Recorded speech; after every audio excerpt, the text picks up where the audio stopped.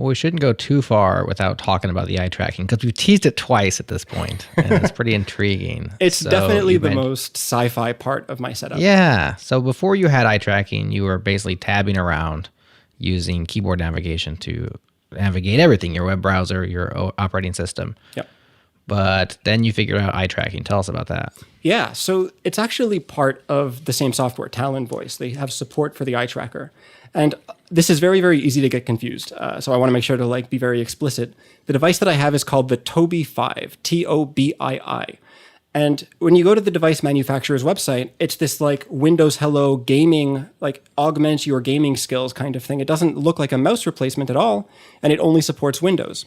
The idea is that the people who built Talon Voice built custom drivers for this hardware, this piece of hardware. So even though the intended purpose of this piece of hardware isn't a mouse replacement, it functions like that cross-platform. So it works on Mac, Linux, and Windows.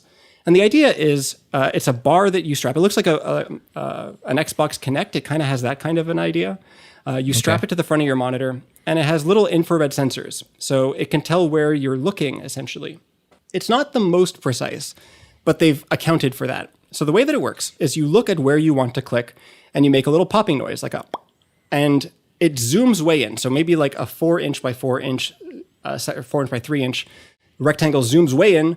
And now you're because you're so zoomed in, you can make really fine adjustments. So you can move, you move your eye a little bit and the mouse moves over maybe 4 inches in real life space, but it's a couple dozen pixels because it's so zoomed in.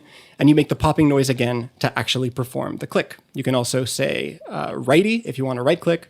You can actually, I don't think this is intentional, but it works. You can just kind of do I don't know if that came out clearly, but like a double pop and it will double click. So that's kind of the idea with that.